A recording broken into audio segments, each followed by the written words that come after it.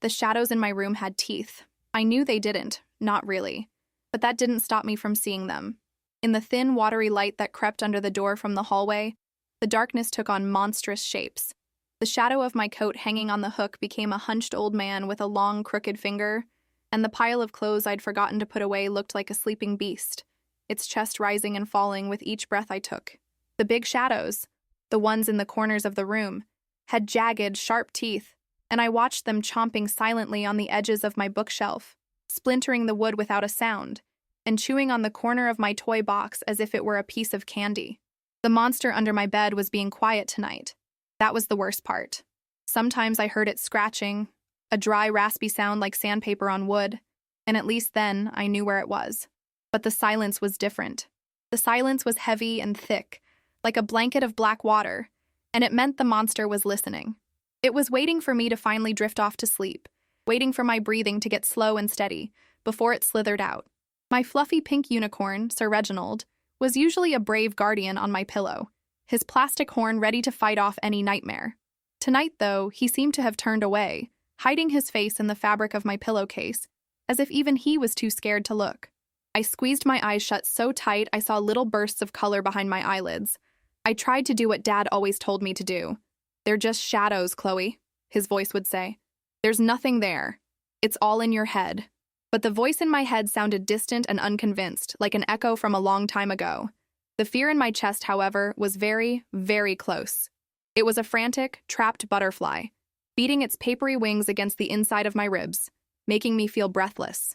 I pulled the blanket right up to my chin, my knuckles turning white as I gripped the edge. The old house groaned around me. It wasn't a friendly groan, like a sleepy person stretching. It was a tired, angry sound. A pipe shuddered deep inside a wall, a long, rattling sigh. Downstairs, the old refrigerator kicked on with a low, menacing hum that vibrated up through the floorboards. Every sound was a clue. Each creak of the floorboards in the empty hall was a monster stretching its limbs. The rustle of leaves against the window pane wasn't the wind. It was something with long fingernails trying to get in. I couldn't take it anymore. The silence was louder than any noise. "Dad?" I whispered, my voice a tiny thread in the vast dark quilt of my room. It was barely a sound at all, and the house just swallowed it whole. Silence. The butterfly in my chest beat its wings harder, faster. Was he asleep? Did he not hear me? "Dad!" I called out, a little louder this time. A wobble crept into my voice, the kind of wobble that happens right before you cry, and I hated it. It made me sound small and weak.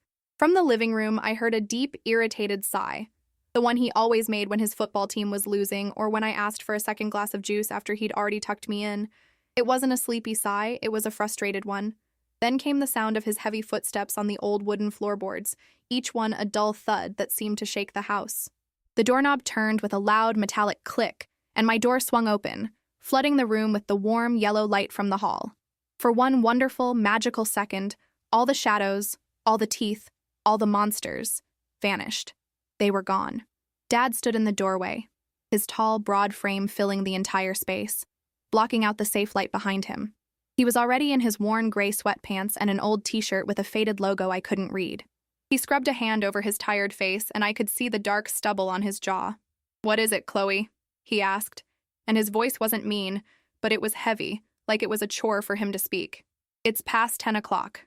My heart was still thumping a wild rhythm against my ribs, but with the light on, I felt a little braver.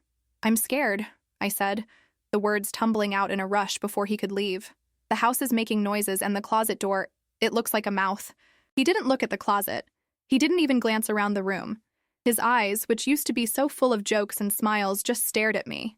And they weren't angry, but they weren't soft or kind either. They were just empty, tired.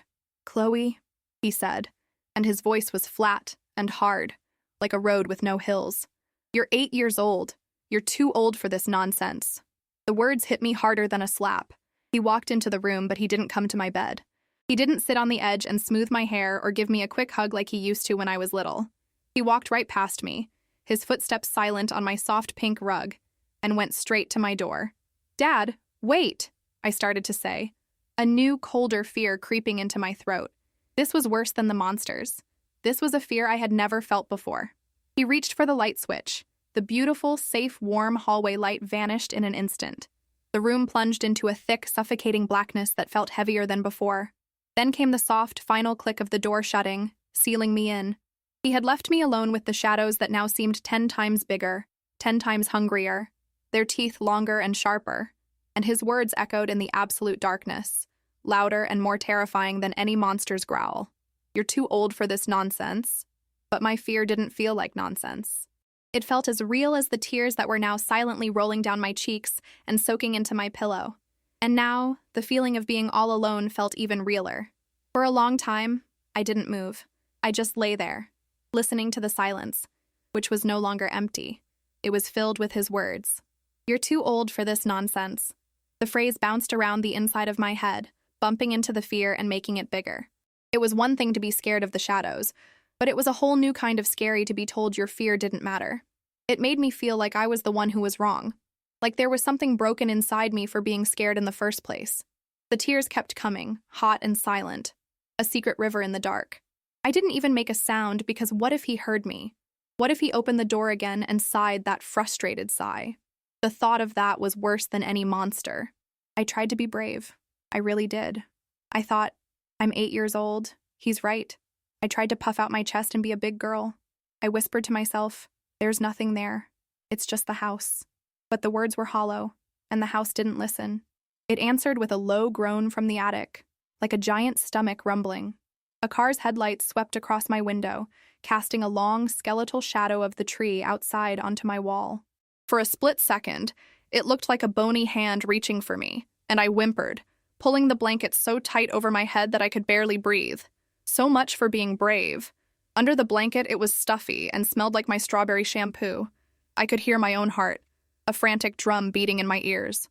Lying there, cocooned in my own terror, I remembered a different night. It was from a long, long time ago. Maybe when I was 5. Mom was still here then. A thunderstorm had been rattling the windows, each clap of thunder a giant's angry shout. I had cried out, and Dad had come into my room in seconds. He hadn't sighed, he had smiled. "Sounds like the sky is playing bowling again," he'd said, his voice warm and rumbly. He'd sat on the edge of my bed, the mattress dipping under his weight, a comforting and solid presence. "Don't you worry, I'm the official monster inspector. Let's check the usual hiding spots." He had made a big show of it, getting down on his hands and knees with a funny, serious face. He'd peered under my bed, into the dark, dusty space where lost socks and forgotten toys lived. "Nope, no monsters under here," he'd declared. "Just a very lonely-looking Barbie shoe." Then he'd tiptoed to the closet, creaking the door open dramatically. He'd poked his head inside, among the hanging dresses and coats. "All clear in here, too. They must have heard I was coming and run off." When he was done, he'd leaned over and kissed my forehead. His beard had been scratchy, but I didn't mind. "You're safe, my little Chloe bug," he'd whispered. "I've got you." That night, I had fallen asleep in minutes, feeling like the most protected girl in the whole world. But that dad felt like a character from a storybook now. He didn't exist anymore. The dad who existed now was the one in the living room, the one who couldn't be bothered. The memory didn't make me feel better. It was like tasting a ghost of a sweet candy. It just made me realize how empty my mouth was now. The memory made the darkness feel colder, the silence feel deeper. Mom was gone and the official monster inspector was gone too. Suddenly, a new sound cut through the quiet. It was different from the house's usual groans. It was a soft, deliberate creak from the floorboard right outside my bedroom door. It wasn't the sound of a pipe or the wind. It was the sound of a footstep. My breath hitched. Was it him? Was Dad coming back? Maybe he felt bad. Maybe he was coming back to apologize, to turn on the hall light and tell me he was just tired. A little bloom of hope, fragile and weak, started to open in my chest. I listened, holding my breath, straining my ears to hear him turn the knob. But the knob didn't turn. Instead, there was another creak, this one farther away. And then another, moving down the hall, away from my door. He wasn't coming back. He was walking away. He had come up to the door, stood there for a second, and then chosen to leave me in the dark.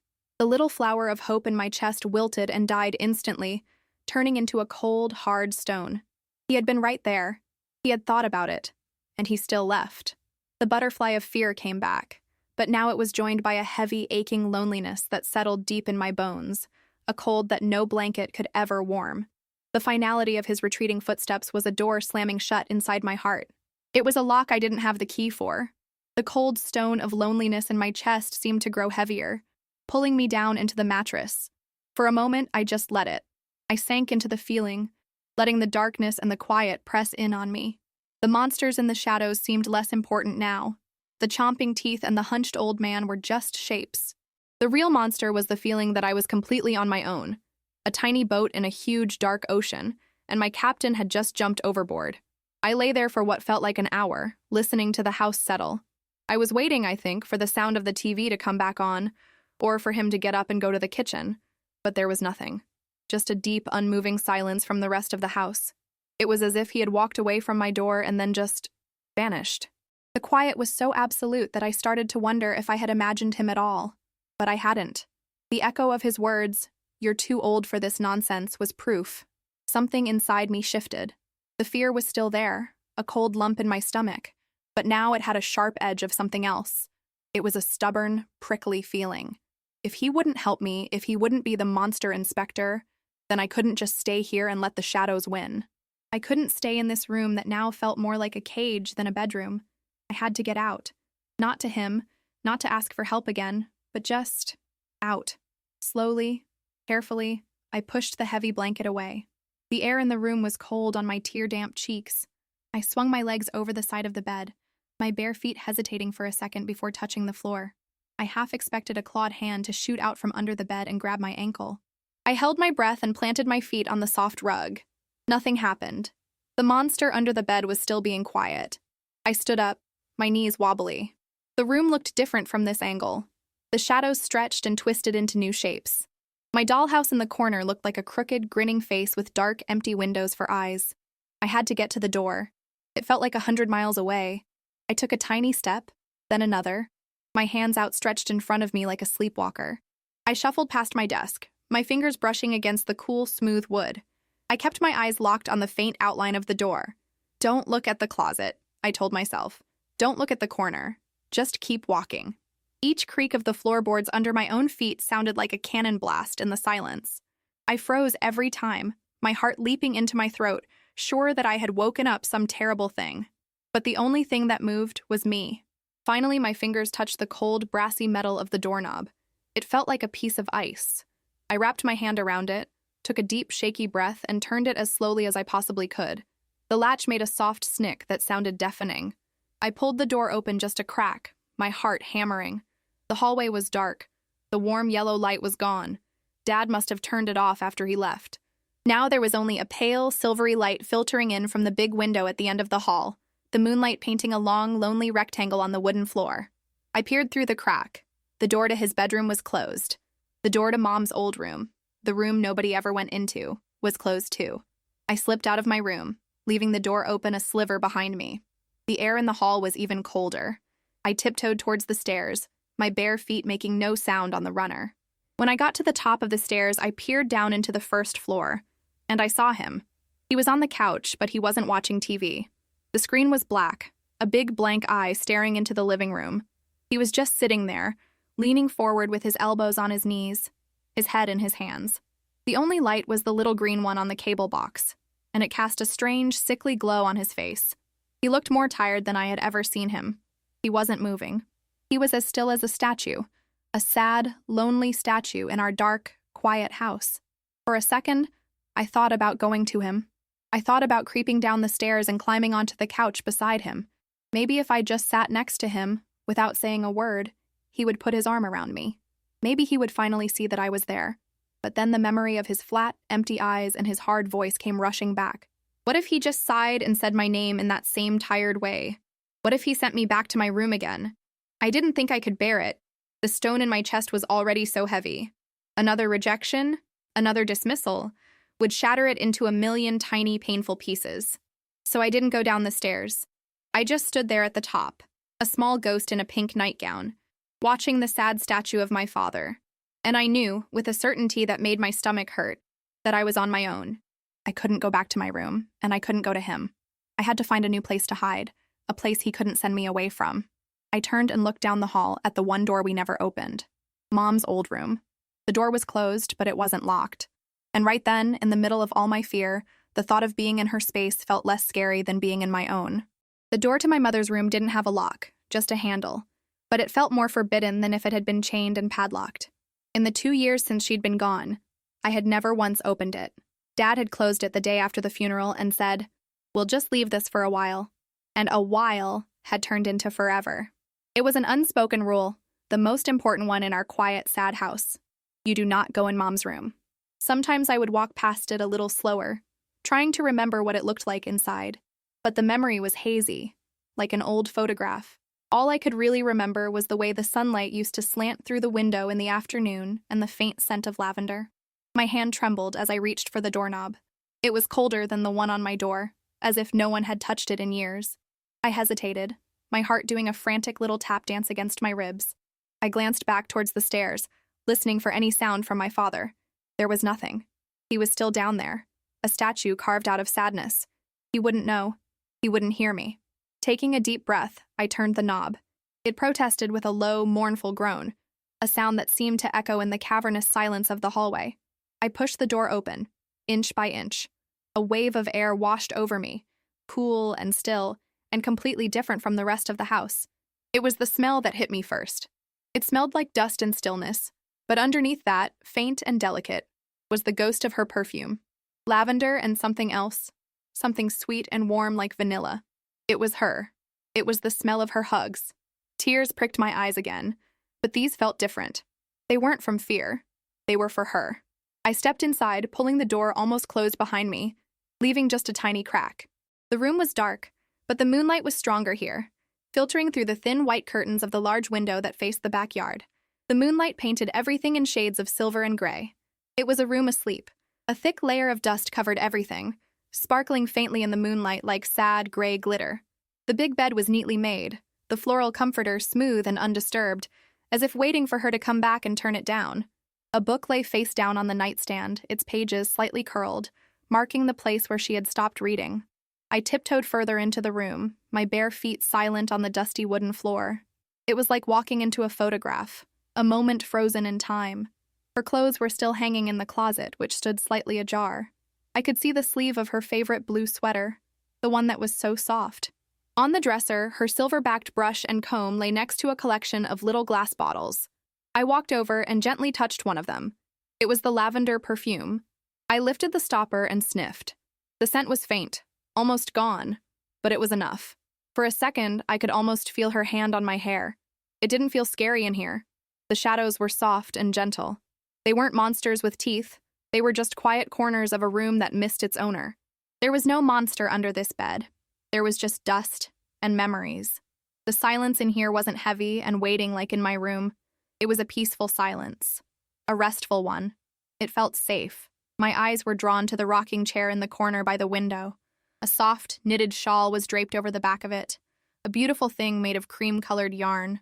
I remembered her sitting there in the evenings, the chair making a soft, rhythmic creak-creak on the floorboards, while she read to me or just looked out at the garden.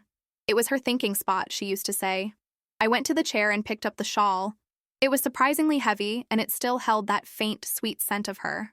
I wrapped it around my shoulders. It was big, draping all the way down to the floor, a soft, woolen cocoon. I climbed into the rocking chair, curling my small body into the seat where she used to sit. The wood was cold, but the shawl was a bubble of warmth. I hugged it tight around me, buried my face in the soft yarn, and breathed in the ghost of her smell. Here, wrapped in her shawl, in her chair, in her room, the house's groans sounded far away. My father's words couldn't reach me. The loneliness that had been a cold stone in my chest began to melt, just a little, around the edges. I wasn't in my room, scared and alone. I was somewhere else. I was in a secret, quiet place, and for the first time all night, I felt a flicker of something that felt almost like peace. I closed my eyes and rocked gently back and forth, making the same soft creak-creak sound that I remembered from long ago. The gentle, rhythmic creak of the rocking chair was a lullaby, a sound from a safer, warmer time. Wrapped in the heavy scent of lavender and dust, I finally felt the frantic butterfly in my chest grow still. The fear hadn't vanished completely, but it had retreated to a distant corner, a small, quiet thing I could ignore. Here, in my mother's silent room, I was not the girl who was too old for this nonsense. I was just Chloe, and I was safe. My eyelids grew heavy, the silver moonlight blurring behind them. The last thing I remember was the soft texture of the yarn against my cheek before I drifted off, not into a dark and scary sleep, but into a quiet, dreamless peace. I don't know how long I slept, but I was woken by a sound that didn't belong in the room's gentle silence. It was a sharp, hitched breath. My eyes fluttered open. The room was no longer silver and gray. The first pale, rosy fingers of dawn were stretching through the window, painting the dusty air in soft pinks and oranges. And standing in the middle of the room perfectly still was my father. He wasn't a sad statue anymore. His face, illuminated by the morning light, was a mess of emotions I couldn't quite read. His mouth was slightly open, and his eyes, the same eyes that had been so empty and tired just hours before, were wide and filled with something that looked like pain. He wasn't looking at me. Not exactly. He was looking at the scene. A small girl curled up in his late wife's rocking chair, wrapped in her favorite shawl, surrounded by the life she had left behind. We just stared at each other for a long moment. I expected him to be angry. I expected him to scold me for breaking the house's biggest rule. I clutched the shawl tighter, bracing myself for the cold words. But they didn't come. He took a slow, quiet step forward, and then another. He didn't say my name. He just knelt on the floor in front of the rocking chair, his knees making a soft thud on the dusty wood. He reached out a hand, not to me, but to the knitted shawl I was holding. He touched it gently, his calloused fingers tracing one of the yarn loops. He swallowed hard, and when he finally spoke, his voice was thick and broken, a sound I had never heard before. "She made this," he whispered, his eyes fixed on the shawl. "The winter before you were born. She said she wanted to make sure you'd always be warm." And then I saw it. A single tear escaped from his eye and rolled down his stubbled cheek, glittering in the dawn light. It was the first time I had ever seen my father cry. The sight broke something open inside me, and the last of my own fear washed away in a sudden rush of understanding. He wasn't mad at me. He was just sad. He was sad about Mom, and he was sad about me, and he had forgotten how to be anything else. He finally looked up, his eyes meeting mine. "I'm sorry, Chloe," he said, his voice cracking. "I'm so sorry. You're not too old. You're not." He didn't have to say anything else. I scooted to the edge of the chair, and he opened his arms. I fell into them, burying my face in the fabric of his t-shirt. It didn't smell like lavender. It smelled like him, like soap and coffee and a faint hint of something like sawdust from his workshop. But it was a safe smell. It was the smell of my dad. He hugged me tightly, his strong arms a shield around me, and for the first time in a very long time, I felt like he was holding on to me as much as I was holding on to him. He picked me up, shawl and all, and carried me out of the room, closing the door gently behind us. He didn't take me back to my bed right away. He carried me downstairs and sat on the couch, the same couch where he'd been a statue hours before, and just held me as the sun rose higher, filling the house with light and chasing all the shadows away. The monsters weren't gone forever, I knew, but I also knew I wouldn't have to face them alone anymore. The love between a parent and a child is a light that even the deepest darkness cannot extinguish. Sometimes we just have to be brave enough to find the switch. If this story touched your heart, share it with someone who might need a message of hope.